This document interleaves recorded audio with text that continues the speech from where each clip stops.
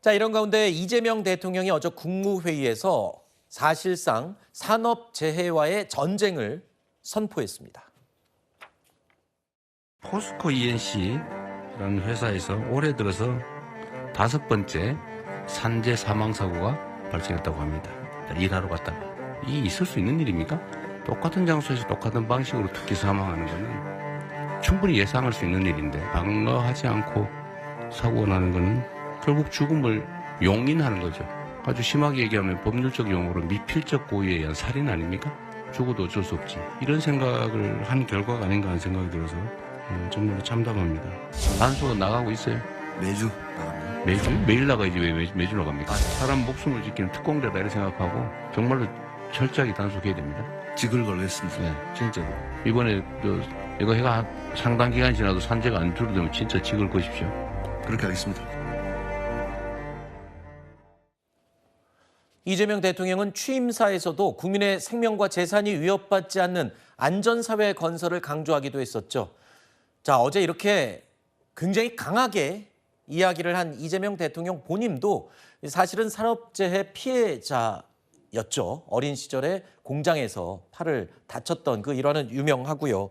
자, 그런데 아까 얘기 같이 들으셨지만 되게 등골이 서늘해질 정도의 강한 발언이었어요. 산업재해 줄지 않으면 직을 거십시오라고까지 얘기를 했습니다. 그렇죠. 그러니까 저는 사실 중대재해특별법 이런 산업재해를 막기 위한 이런 제도적 노력들은 국민들이 대충 다 알고 있거든요. 네. 근데 그런 거에 대한 필요성, 왜냐하면 보수 진영에서는 기업의 부담, 그 기업주의 사주의 부담을 줄 수 있기 때문에 기업 운영에 저해가 된다라고 하면서 반대를 하는 부분들도 있기 때문에 이거에 대한 필요성을 그렇게 전 국민적인 공감대로 이끌어가지 못하고 있는 것도 맞거든요. 그렇기 때문에 저는 대통령이 저렇게 국무회의를 공개하고 본인의 경험담 그리고 국민들이 다가갈 수 있는 공감할 수 있는 이야기로 이런 산업재해를 막는 그 필요성에 대해서 저는 강조한 것이 매우 유효할 것이라고 봅니다. 아마 저 국무회의 어제 했기 때문에 아마 많은 영상을 통해서 많은 전파가 될 텐데 저거 영상을 본 국민들이 이렇기 때문에 정말 대통령은 그걸 겪었던 사람이기 때문에 저런 발언을 하고 저런 명령을 내리는구나, 저런 국정 운영을 하고 있구나라는 걸 느끼실 거기 때문에 저는 저런 식의 국정 운영 방향이 투명성도 높이고 그리고 국무위원과 공무원들로 하여금 정말 뭔가 그냥 겉으로만 대답하는 것이 아니라 실질적인 변화를 이끌어낼 수 있는 뭔가 그 행동들을 해야겠다는 그런 책임감을 느끼게 하는 것이었기 때문에 네. 저는 매우 의미 있는 국무회의였다고 생각합니다. 알겠습니다. 자, 어제 진행된 국무회의는요, 역대 정부 사상 처음으로 실시간 생중계가 됐습니다. 미리 계획된 게 아니었기에 모두 놀랐는데요. 국무회의를 공개한다? 굉장히 깜짝 놀랐습니다. 굉장히 중요하고 예민한 얘기도 오고 가는 곳이 국무회의인데 말이에요. 어떻게 보셨어요? 그렇죠. 보통 국무회의 같은 경우에는 모두 발언 정도 공개를 하고 이후에는 비공개로 회의를 하는 것들이 많았었는데요. 네. 어쨌든 이재명 정부가 들어오고서는 대통령실 대변인이 이제 브리핑을 할 때도 기자들에게도 카메라를 설치를 한다라든지 여러 가지로 변화를 주고 있는 것으로 보입니다.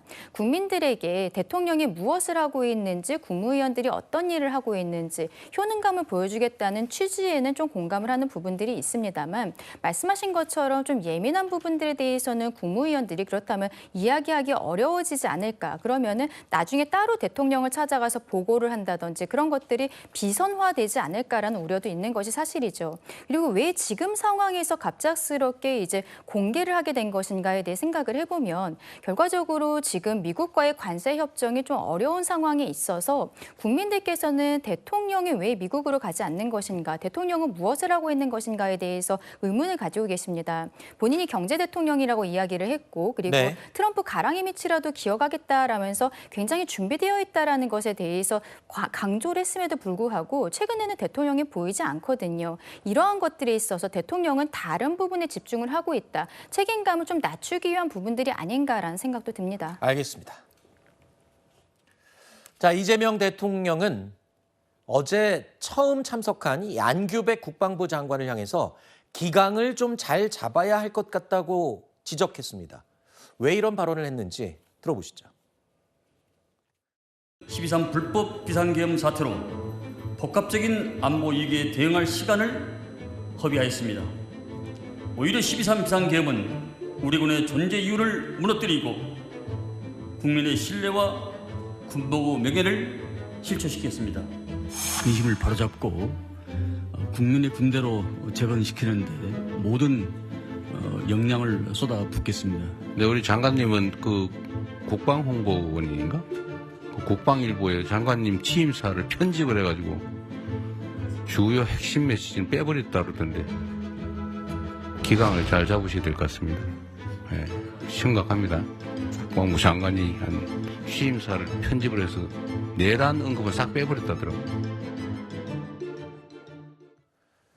국방일보는요, 국방부 소속 기관지입니다. 그런데 국방부 장관의 핵심 메시지를 편집해서 실었다. 이 부분을 지금 이재명 대통령이 지적을 한 건데, 근데 이런 논란이 지금 처음이 아니라면서요? 그렇죠. 이 최일 국방홍보원장은 윤석열 전 대통령 공보특보 출신이거든요. 네. 그렇기 때문에 이재명 정부 출범 이후에 뭔가 국방일보에서 이재명 정부에 대한 좀 우호적 기사가 나올 때마다 뭔가 그거에 대해서 수정을 하라라는 얘기를 했었다라고 지금 밝혀지고 있습니다.